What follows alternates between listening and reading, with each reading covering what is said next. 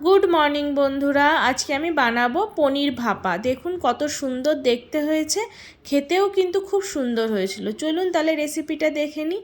আমি একটু জলের মধ্যে 1 চামচ কালো সর্ষে, 1 চামচ হলুদ সর্ষে আর পোস্ত দিয়ে খানিকক্ষণ ভিজিয়ে রেখে দেব। তারপরে একটা মিক্সার জার নিয়ে নিয়েছি, ওর মধ্যে সর্ষেটা ছেঁকে দিয়ে দিলাম, একটুখানি ডাবের মালাই আর একটুখানি টক দই, একটুখানি মানে কি 2 টেবিল চামচ মতো টক দই, কিছুটা কাঁচা লঙ্কা, ঝাল পরিমাণ মতো, সামান্য লবণ দিয়ে আমি একটা মিহি পেস্ট বানিয়ে নেব, ঠিক এই রকম।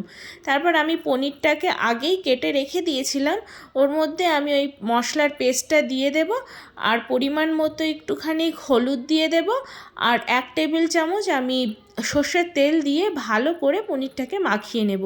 মাখানোর ওপরেই কিন্তু সবটা ডিপেন্ড করছে। সুন্দর করে আমি মাখিয়ে নেব। দেখুন চামচ দিয়ে আমার হলো না, আমি পরে আবার হাত দিয়ে সুন্দর করে মাখিয়ে নিয়েছি। একটা টিফিন ডাব্বাও নিয়ে নিয়েছি, টিফিন ডাব্বার মধ্যে আমি পনিরটাকে দিয়ে ট্রান্সফার করে দিলাম। ট্রান্সফার করে মশলাটা দিয়ে পুরোটা ট্রান্সফার করে দেব। তারপরে আমি ওটাকে ঢাকনা দিয়ে ঢেকে দেবো। তার আগে আমি ওর মধ্যে 2টো কাঁচা লঙ্কা, লবণ দিয়ে দিয়েছিলাম।